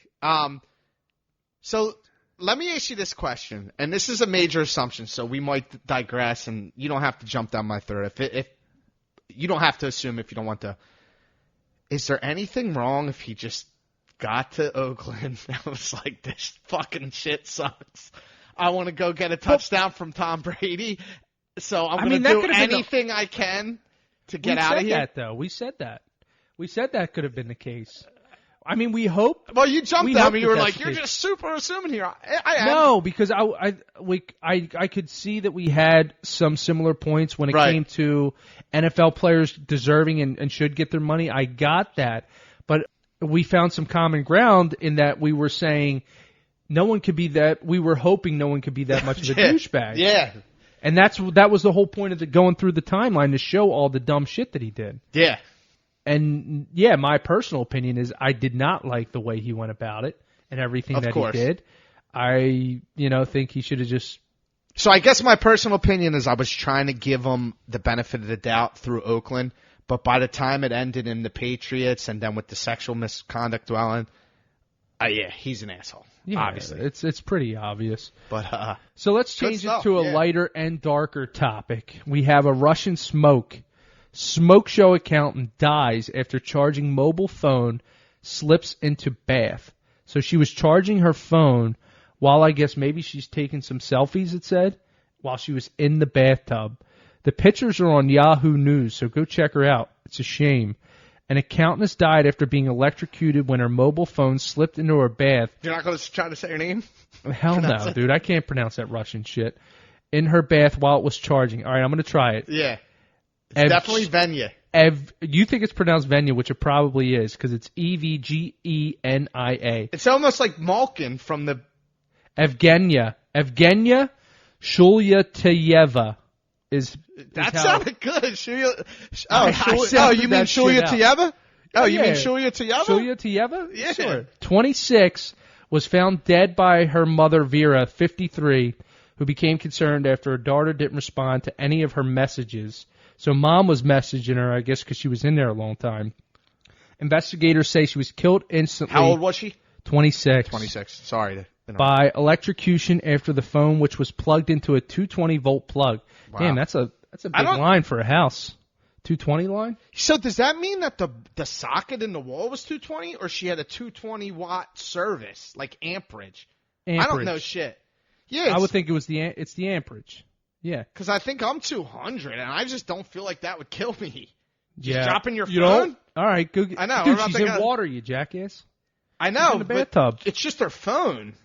Yeah, but it's still hooked up to an electric... So plug. Nothing dumbs it down, I guess? I don't know much about electricity. So you're thinking the phone charger wouldn't be able to provide that much power? Yeah, that's what I'm saying. That's what I'm asking. The current combined with the water, I think probably does. Yeah. Well, obviously it can. Well, clearly right? it does. Yeah. If it's not clear, she was using the phone while bathing. Devastated friends and family members paid tribute to the young Russian on her Instagram, which is filled with selfies or taken on her mobile phone. Sister, rest in peace, sleep well. It will always be in our hearts. Man, what a shame. On social beautiful media. Girl. It's just like people. It's like the most millennial shit, and this is like the cell phone shit. Well, I can't even blame millennials. Technically, we would be considered millennials, although we're not. We're on the back end. We don't feel like millennials, and we're, to be honest, I don't consider myself a millennial at all. No, we're Gen Xers. They may have changed it, but I think 1980 was millennial originally. Oh, 1980 really? and on. Oh, 1980 to, what was it, maybe 90? Or maybe a little less than that? I don't know. I'm going to try to fact check that while we're doing that. Because now I want to know. But that's crazy. But the moral of that story is how addicted we've become to the cell phone. So I'm glad you went there. We have the same opinions on We this. have to bring it, and I'm guilty too. And I do like the one thing that iPhone does. It shows you your screen time on a weekly basis. And whether you're up or down, and I always like a piece of shit on that, don't you? Yeah, it runs your life. But doesn't it also make you think if someone doesn't get back to your text, you're like, I know you're on your phone, motherfucker. So, oh man, yeah, you just touched on something. So that's almost being hypocritical now because we want. It sounds like we're championing for less phone usage, but then we also get man. Right. Yeah, I just hate that people are on their phone that much. And I've been consciously trying to make efforts, like, you know, if I'm out to dinner or something, or down the shore, or on vacation, to be present. Just leave my phone in the hotel room. Yeah, that's the best. You know, you and I, we're getting sloppy. Let's face it. So why not just leave it? I agree, man. You know, you're with your significant other. What do you need your phone for? Live in the moment. We're missing so much these days. And what's sad is you're seeing more and more of these crazy deaths. Like I read about a person who was literally, I don't know, it might have been the Grand Canyon, but it was some cliff or mountainous region, looking at their phone and fell off the cliff to their death. You hear about texting and driving deaths all the time. So I'm guilty of it myself. We all just got to learn to put the phones down and, like I said, be present, be in the moment. Technology detox, man. For sure. Practice it. I say it all the time, but I got to start preaching it. I really don't. I don't know if you do. I'm not going to act like I do it maybe once a week. I'd say probably definitely twice a month, so maybe every other week. But like I said, if I'm out to a dinner, if I'm going to run like an hour worth of errands, like what'll usually happen is I don't mean to do it. I run out to my car, I'm like, shit, I forgot my phone. But then I'm like, you know what? I'm not going to bring it with me. Yeah. And it's fucking liberating, to be honest with you. I like what you said before. When I travel with it, it's almost become a custom, and it is a very, very convenient and item to have. Car breaks down, whatever the case may be, you have your phone on you. You know, you can take care of it from there. Sure, to your point, like when you're out to dinner or you go out somewhere, one of you might have a phone, put it away, leave it at the hotel. We'll move on to Ashton Kutcher, Demi Moore, two people who, one grew up in the cell phone era, one didn't. Have you heard the latest with this? Demi Moore just came out with a new book, and in her book, I think she might have been on Ellen, and she was saying how her and Ashton Kutcher used to have three-ways with other women, and eventually he was cheating, and she thought that, you know, maybe it was her fault for having the three-ways because he'd almost thought, well, if I'm having sex with another woman while we're together, I can also do it while we're alone. Obviously, is he wrong? I mean, cheating is. I mean, if you're engaged, I'm not married, so I wouldn't know. And I hate to sound like a little old-fashioned here, but if you're having threesomes, you're not, and that's not your forever woman that you're having threesomes with. My point is, he's with Demi Moore. Not. They are married, but. I guess I agree with her is what I'm saying. I agree with Demi. It probably was her fault. It's hard to say. Not her fault. So I don't mean to blame her, but I just mean like, yeah, that relationship was meant to fail, I guess is what I'm saying. For no one's fault. Right. It's for hard, both their actions. It's hard to say for a variety of reasons because you just made the point, all right, if you're having a three-way, is it really, you know, your wife or the person you're ultimately going to stay with?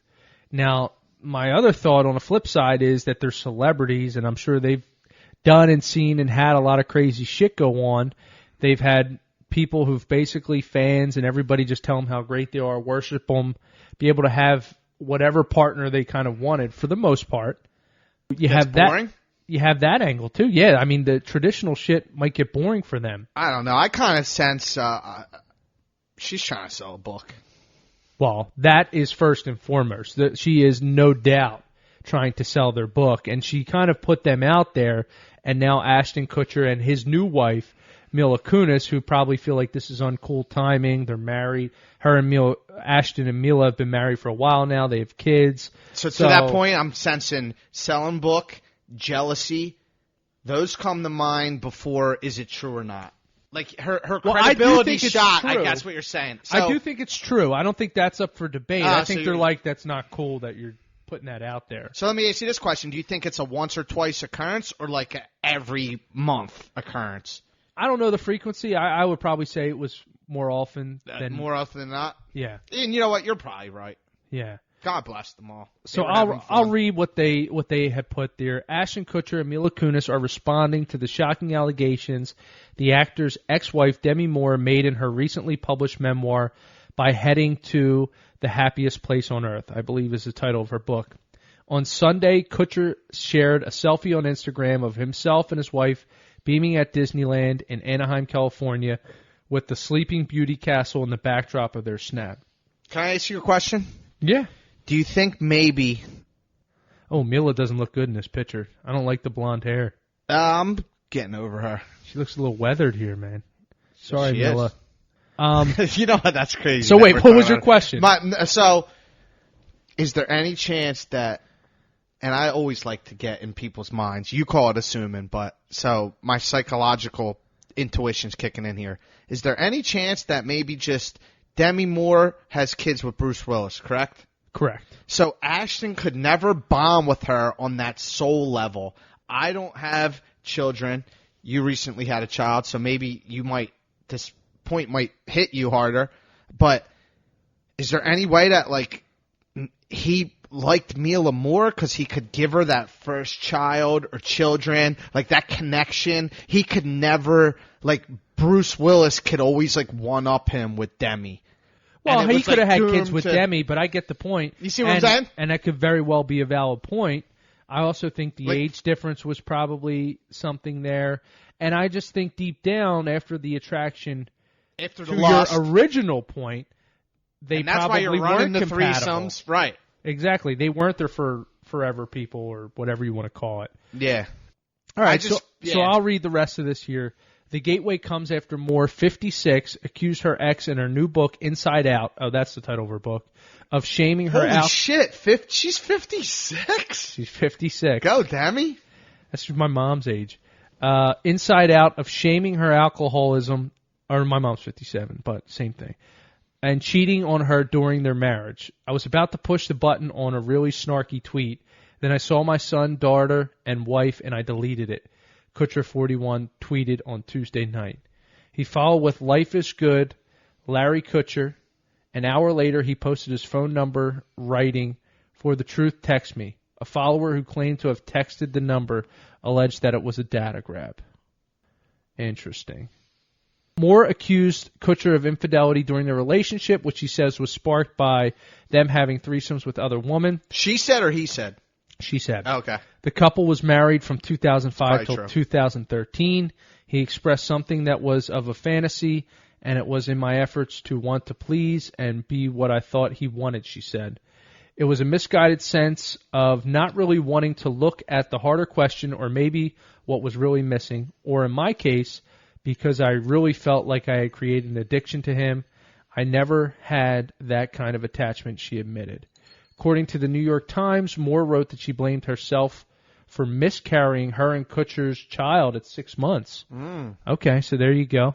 Moore also reveals that she began abusing Vicodin and alcohol to cope, which ultimately spelled doom for their relationship. Oh, so she might be bad shit. Right. So one thing about the backstory that I felt bad that I mentioned to you earlier, Demi Moore, her mother, she didn't speak with for a while, used to prostitute her out to older men when she was 15 years old. Imagine the psychological effects. You know what? I can't, and I almost feel if any of my comments just seemed like anti-Demi, I almost like feel for her now, knowing that, like in hindsight. That's awful, man. The I people feel for that her. you trust the most, your parents, when you're that young and your mind is being molded and shaped. And that's probably why she was okay with having threesomes and stuff. For sure. You know, For sure. Not saying there's anything wrong with that, actually. It sounds like I'm hating on threesomes, but just that lends some a different perspective for me after finding that out. So I feel bad for I feel bad for Demi for the life she's lived, but I feel bad for Ashton and Mila because all parties have moved on, and now this is resurfacing, and it's not the best because they have kids and they're trying to. Yeah, well, it's a money grab, though. We know. Oh, it absolutely is. She's trying to sell books, and as much as we were just sounding like we feel bad, Demi Moore's going to be all right. She doesn't need our sympathy. No, she might have fine. Bruce Willis might be a support system for her. She has, she has kids that are old enough to be holding her down a little bit. She has plenty of people. She's got money. Money doesn't do everything. Or she might not have money with this money grab. She has plenty of people that can comfort her. All right, so from one sex, I guess, trafficking to another variety of sex trafficking, an ex-Yahoo engineer admits to hacking thousands of accounts for sexual images. So back to the cell phones and back to sending those nudes. Be careful what you're doing. We're always wondering about Facebook, Instagram, whoever having access to all our photos, all our videos. I just think you're naive if you don't think that. Absolutely. Our friends always say the feds don't see. Man, they seen you beating off. They see your dumb face while you're watching porn. They know all the porn sites you're looking at. They know anything illegal you're doing. It's you just, got they the don't cameras on the enforce it. laptop. You got your cell phone. Whatever other It's cameras almost like they have. if You you got ever Alexa. if you ever worked at a company that has cameras, someone's not monitoring it 24/7, But they can go but the back. data's there. The data's there for the taking if they need to. Definitely. And then here's a guy that, exactly, he just was like, you know what, I'm just going to look into this data. So I'll read the story. A former Yahoo software engineer has admitted to hacking thousands of Yahoo users' online accounts in order to find sexual images and videos for his personal use. Reyes Daniel Ruiz, 34, of Tracy, California, pleaded guilty on Monday to one count of computer intrusion after admitting to cracking the passwords of about 6,000 Yahoo accounts to gain access. The U.S. Attorney's Office in the Northern District of California announced Ruiz will face up to 5 years in prison for the hack, said he primarily targeted younger women, including his personal friends and work colleagues. I love that he had a target, though. Oh, yeah. He knew what saw was some doing. people in his social life wanted and was someone just like, close you to know the what, vest. she's hot. I'm hacking her account. So here's what he would do. Once inside their accounts, Ruiz said he made copies of the user's private images and videos and then stored the data at his home. He would also use their account information to then compromise their iCloud, Facebook, Gmail, Dropbox, and other online accounts in search for more private images, prosecutors said. Ruiz said he destroyed the computer and hard drive where he stored the images after his employer caught on to his illicit activity. Ruiz was indicted by a federal grand jury on April 4th on charges of computer intrusion as well as interception of a wire communication. That second count was dropped as part of a plea deal. After Ruiz left Yahoo, he was employed for less than a year by San Francisco-based software company Okta, OKTA, not sure. In a statement to the Huffington Post, said it was unaware of the allegations against him at the time of his hiring last October and that he was fired after his indictment was made public. The privacy and security of our customers is our top priority, and immediately upon learning of the indictment, Ruiz's access was revoked, and Okta worked with a third party to conduct a forensic analysis, which confirmed that no company or consumer data was compromised, a spokesperson for the company said. I'll read this last part. In addition to prison time, Ruiz faces a maximum $250,000 fine and restitution. His sentence hearing is February 3rd, 2020. So a couple of things about this. One of the points I guess we were kind of making with the first story, the viral beer guy, and his tweet, is should people be crucified for previous wrongdoings? Now, this for me falls on a little bit of a different platform because it's a security risk, it's a liability risk, and obviously it is a criminal charge. So that's a little different when you're talking about for future employment, as opposed, well, at least in the industries that he currently works. You know, maybe working at McDonald's, but who knows? I mean, what employer wants to take the chance with that pass? The only thing he might be able to do at this point is some type of self-employment, Uber, or who knows. What are your thoughts on that? Yes. My original thoughts are just, yes, you're right. The criminal, I don't condone any of that. But be careful what you're doing. But to your point, Well, it is an integrity. It's an integrity issue. As an employer, would you hire him? No, absolutely not. I mean, it's Right. an integrity thing. Yeah, you broken trust there. Who knows what he's doing? Those are the people who end up robbing from you, stealing from you. They find a way to embezzle. from your company. That's what I would think as an employer. Like, he has this past. Is he going to hack my system? Find out where I'm weak at? So no, I don't know. I'm buzzed, so I'm not making my point well. No, short answer. No, I'm not hiring him. He jeopardized himself. I agree. I mean, once you do something like that and you're hacking into the privacy of customer accounts, and it is a legal issue, a criminal charge, it's hard to hire someone back from that. I am of the opinion that, we talked about it, everybody has something they did wrong, you know what I mean, in their past, and we should be forgiving, but you got to understand from a business perspective, when you commit a crime of that nature, where you are messing with people's customers and you commit a criminal act, that's... So you're touching on an interesting thing, though. Like, do I... All right, let's just say, like, felony robbery, right? Right. I don't condone that. Well, nobody does. But if you commit felony robbery and you get into a business that, like, there's nothing to steal, I'm, like, okay with that. I guess what I'm trying to say is, like, this is a white-collar crime. Like you're landscaping or something? Yeah, and you go into landscaping or you become, like, a personal trainer. I'm all for you. If you made restitution, and what I mean by that is if the courts say you had to do 18 months, and you did 18 months, fine. I'm okay with you becoming, great point because I couldn't think of a career, I'm okay with you becoming a landscaper. So at one point you're saying as an employer, I would consider hiring this guy because let's face it, it's a white-collar crime. He didn't hurt nobody. He didn't kill anybody. So it could, I see, and I'm not super defending it. I'm not super defending it. My simple point is if he wants to come back and be a personal trainer because he got buff in jail and he did jail for 5 years because he stole some nudes, I mean, all right, 5 years is a long time to sit down. His life's ruined. He's not going to be able to get back into computer programming. He should be able to make a life for him. I do believe in the American dream a little bit, and that's part of it. Well, the good thing is this day and age. Did I make a point there? Like, I didn't sound stupid? No, I got you. I got what you're saying. Yeah. This day and age is, we said it before, like the time of the ultimate side hustle. You could have Uber, you could have social media postings, you could be a YouTube star. There's a multitude of things that you can do to earn a living. You don't necessarily have to depend on another employer. You can go out there and make your own living. Not as easy as it sounds, but it can be done. All right, anyway, let's move on to our rapid topics or rapid fire topics that we have. So we're just going to go through a bunch of topics, give our quick opinion to wrap up the show. And we have 5 of them here. We're going to start off with Aaron Carter, which was posted on TMZ. And he was getting a face tattoo where the tattoo artist actually tried to stop him from getting this tattoo and doing it.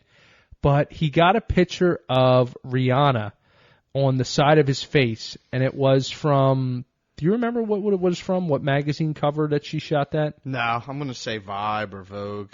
Okay. No, Vogue, I'm going to say. It was actually British GQ. My fault. GQ. I do see it here now. So they're told initially he used Rihanna's 2013 Medusa-inspired cover photo for GQ. So he wanted like a Medusa tattoo on his face. I don't know why. He seems to be going crazy. Little side note. He 100% is. Well, he's an admitted drug user. Hard drugs, too. So he paid the tattoo artist $5,000, more than $2,000 than they agreed upon, basically to get this tattoo. Well, first of all, what do you think Rihanna thinks right now of some guy getting a tattoo? I love how you took it there. It's so weird. I'm not even worried about Rihanna. Like, he's off his fucking rocker. Yeah, he's off his rocker.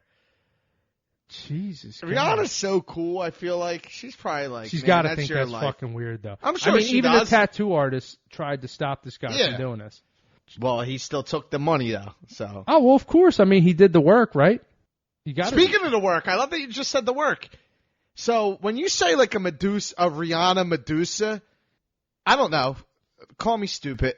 I might be stupid. I'm feeling like it's some type of like animation picture, like a Rihanna inspired. No, it's No, I know. That's what I'm saying. It's like Rihanna, real Rihanna face, not like a character, not like a Well, she has all cartoons. these crazy snakes on her head. Yeah, like almost Medusa, like a hat. like or, Medusa. Yeah. And then she has like these snake eyes with the just little black line growing down. And then, did you see the tattoo is terrible. It's not even a good portrait.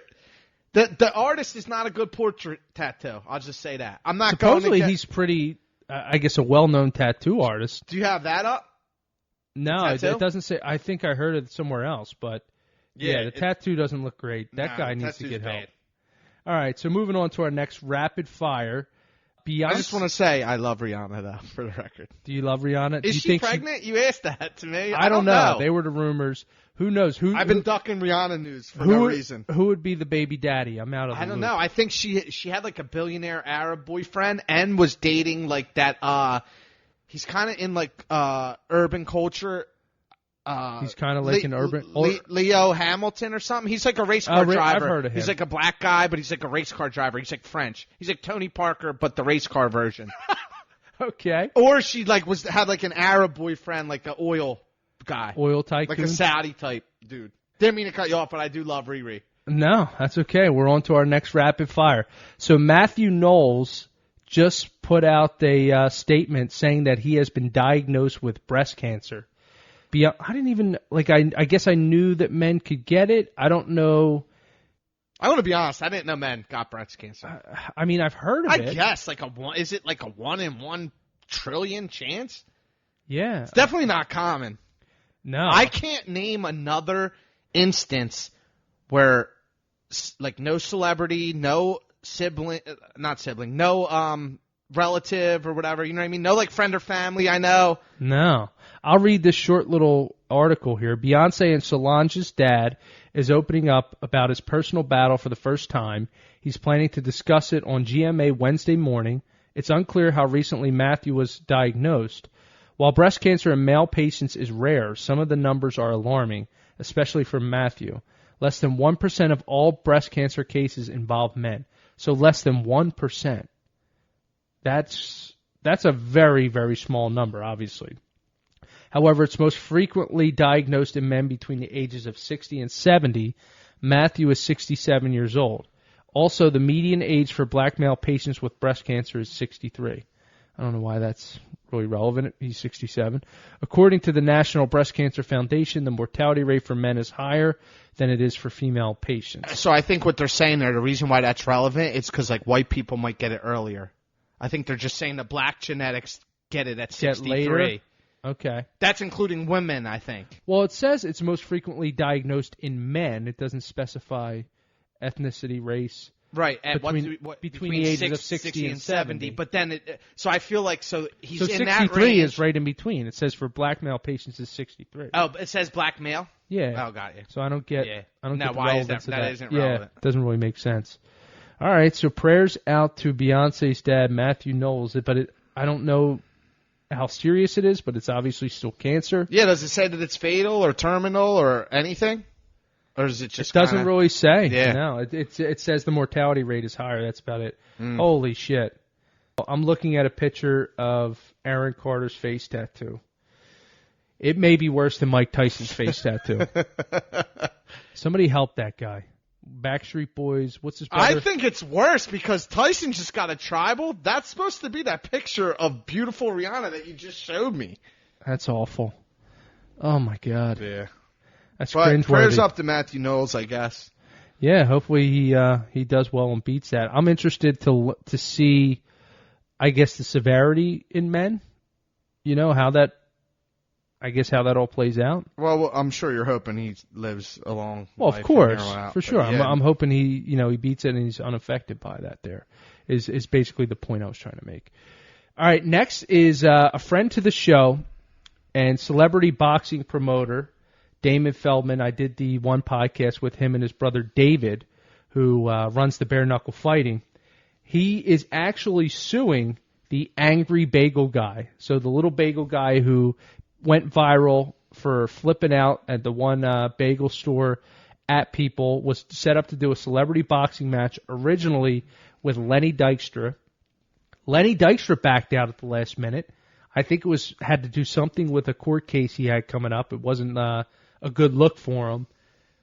Damon went to sue Lenny for obviously breaching contract, and I think it was literally a couple hours before Bagel Boss was supposed to fight Screech from Saved by the Bell.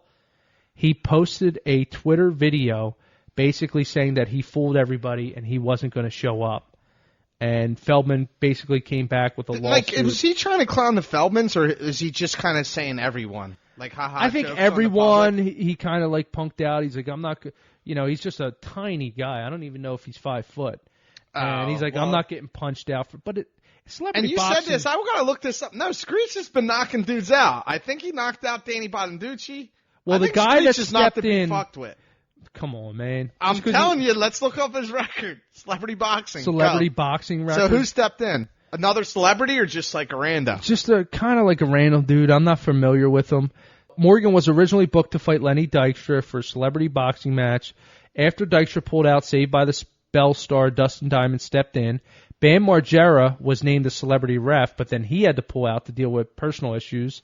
Dwight Gooden stepped in as a celebrity ref.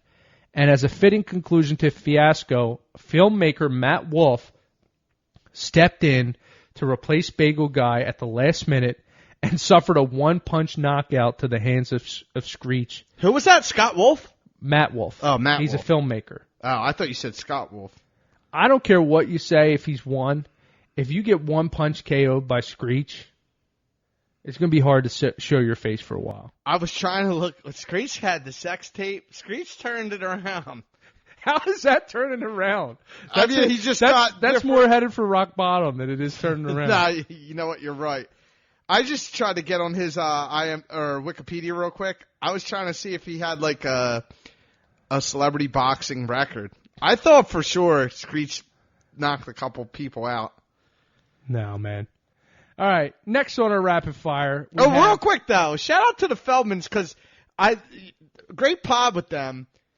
And I know this is rapid pod. I did enjoy that one. I just like hearing the stories about different people, like people from the area. I forget if they're from Delco originally. Well, Bare Knuckle, David, Damon's brother, is really blowing up. So that's what I mean. They're like just making they're making a hustle. So shout out to them for that. But also too, the best Delaware County bar ever. I don't know if Damon was involved as much as Dave, but Spectators, and it wasn't brought up on the show. So just want to say shout out to Spectators.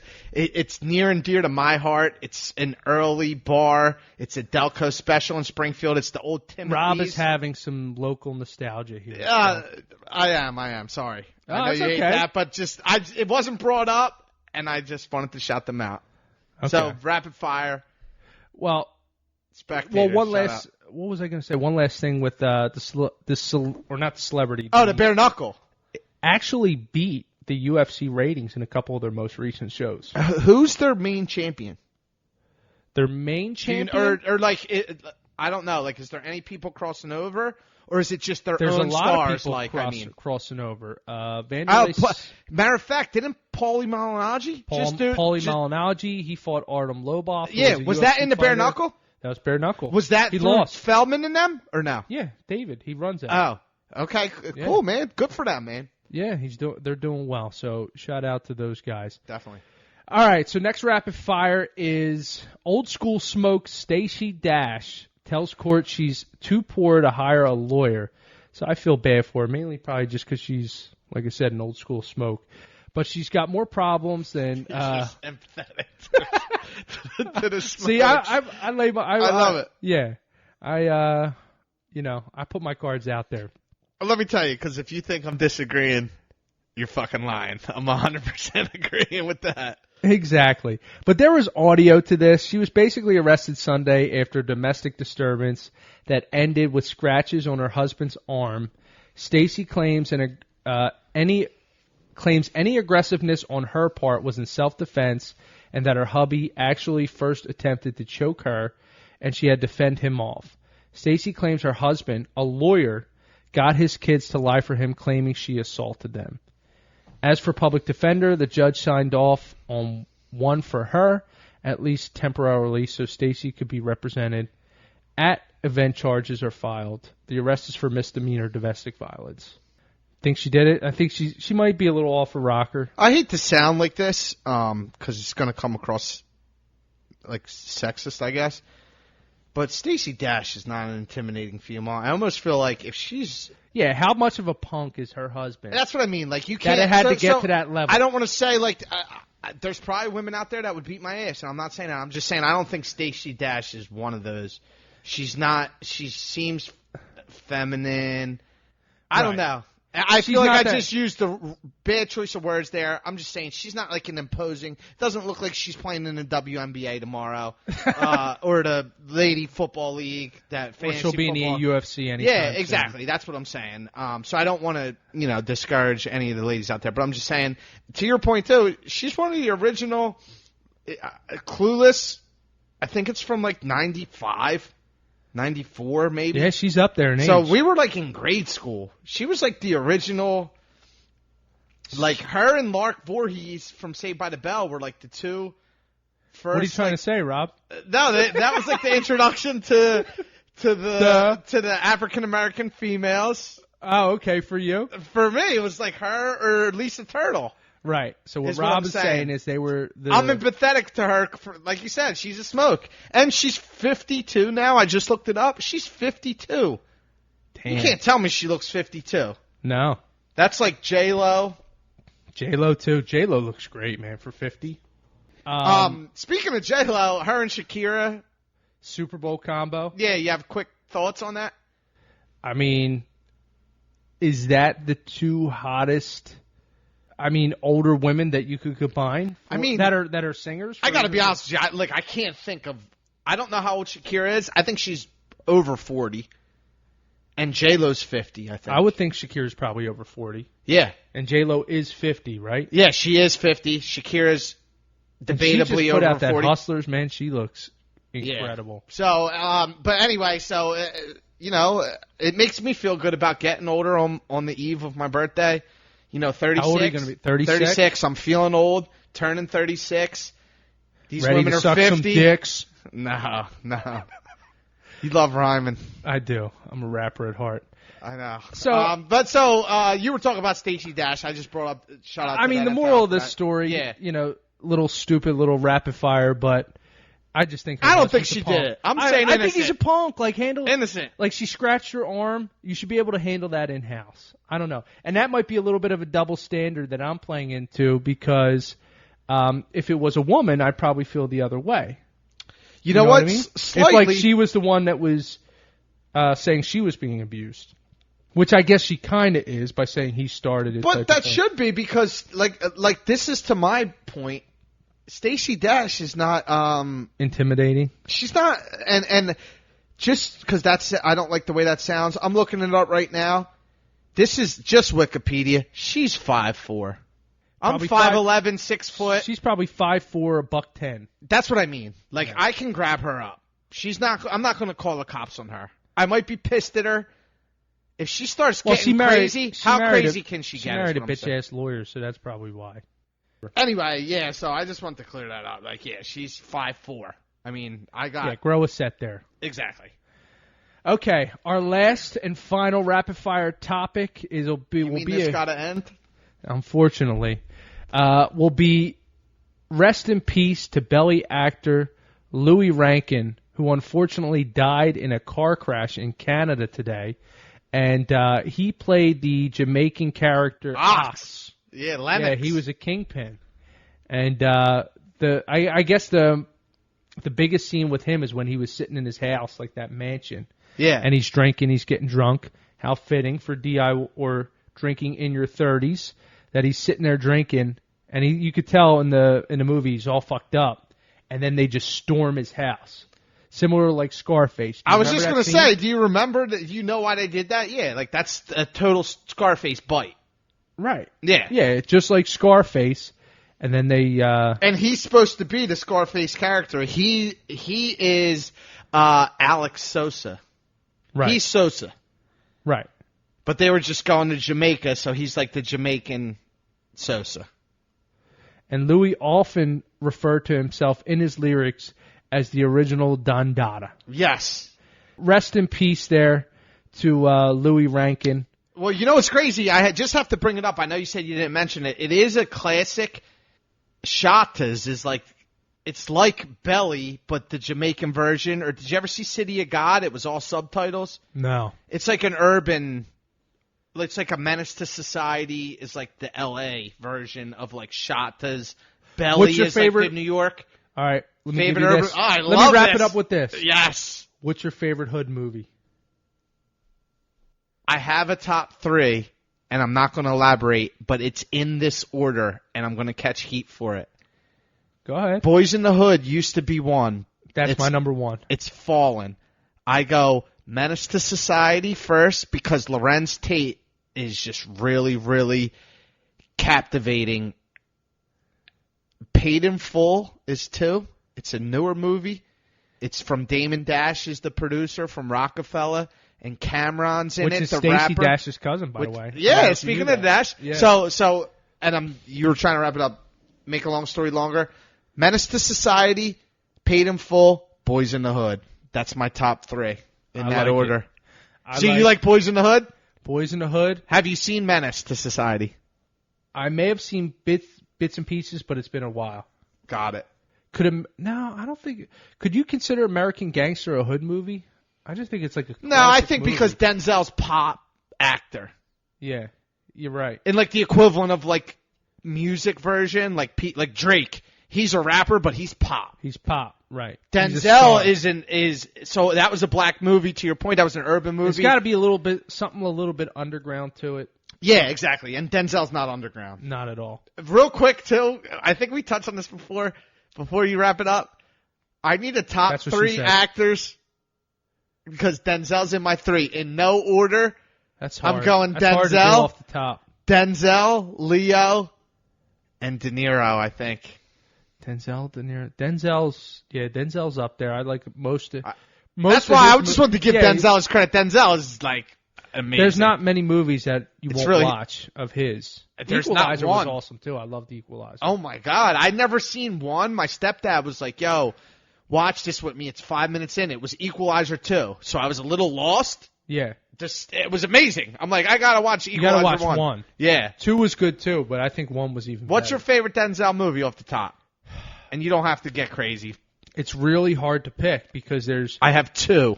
I really liked American Gangster. Oh yeah, you just said that, obviously. I liked the football one, but I would put American Gangster above that. Oh man, I said a top 2. That's in there. And Remember the Titans? Remember the Titans. That was so good. And I'm trying to think of the other one that I like with him.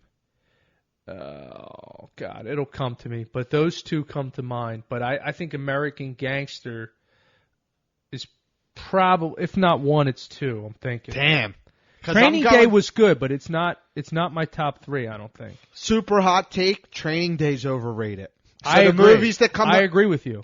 The movies that come to Training mind Day's for me, overrated. for him, there's 2 that come to mind. You just said Remember the Titans. That's John 3. Q. No, but that's so good too. I thought Yeah. you were going to forget about it. I was going to rattle off a couple similar to John Q. Man on Fire. Never saw it. Is it older or newer? It's probably like 2000s early. Okay. So basically, the moral of the story is, who was J-Lo's husband, the Spanish one? Mark Anthony?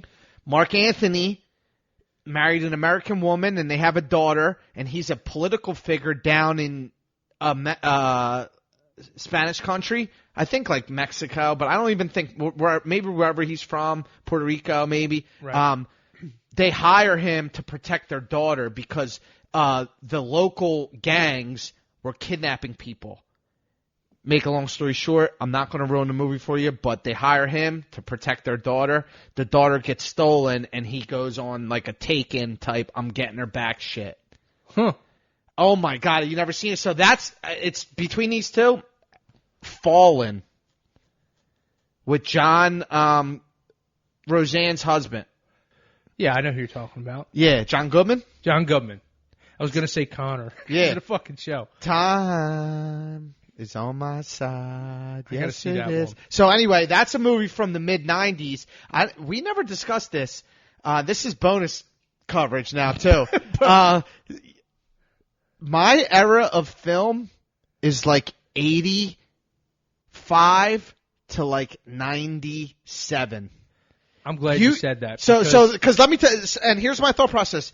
So back to what I just said, Fallen, the Denzel movie I'm talking about, Man on Fire is outside of it. Fallen falls into that movie. Some of the movies that came out in that time frame, Top Gun, Karate Kid, Fallen, I'm just rattling some off. Crocodile Dundee. The Rock, Tom Cruise movies.